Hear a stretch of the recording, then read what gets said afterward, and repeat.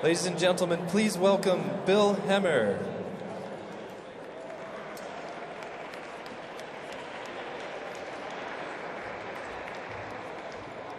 Good evening, everybody, and welcome. Come on in a little closer. Please rise as you are for the presentation of tonight's colors.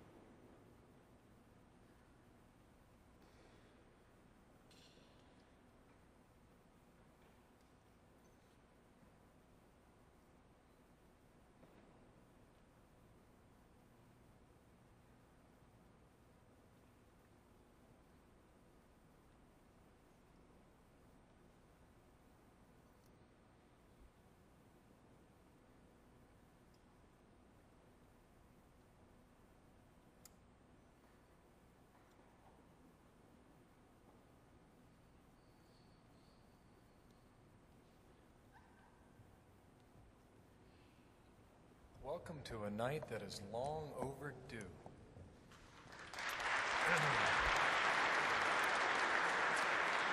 New York City. My name is Bill Hemmer. I'm representing the Fox News Channel tonight. And it's an honor to stand before you tonight and recognize the sacrifice made by millions of Americans, whether it's the veterans or the active duty personnel or their families or their close friends. As a nation, we owe our gratitude to you, and we owe you our recognition, and tonight is part of that.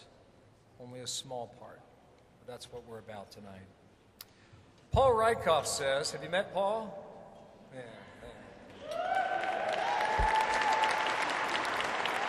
Paul's the guy with a full head of hair and the really soft voice. He tells me this is the first time this event has come to New York City. I said, Paul, what took you so long?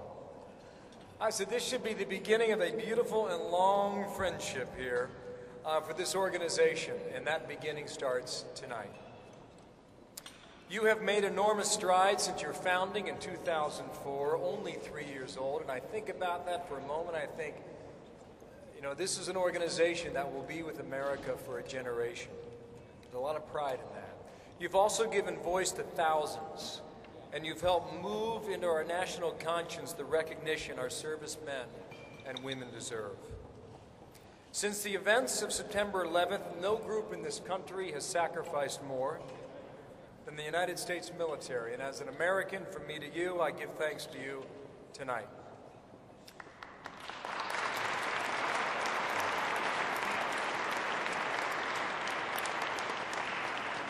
Bob Woodruff is here this evening. Seems like Bob's everywhere.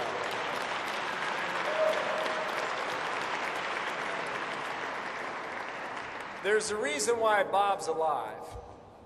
Actually, a few reasons. His wife, Lee, and his beautiful children, his large family that wasn't about to let him go. And there's another reason Bob's alive here, to illuminate the sacrifice of so many.